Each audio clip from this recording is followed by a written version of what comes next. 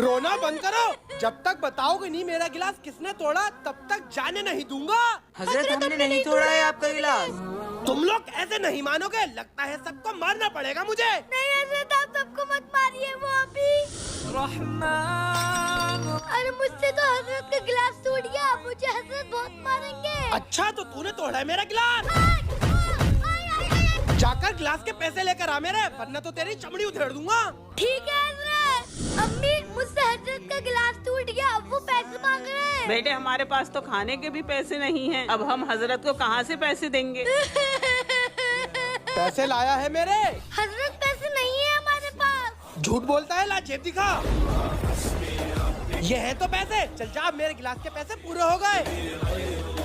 या अल्लाह मेरे बेटे की हिफाजत फरमा। बेशक माँ की दुआओं में बहुत ताकत होती है। कमेंट में जरूर लिखें।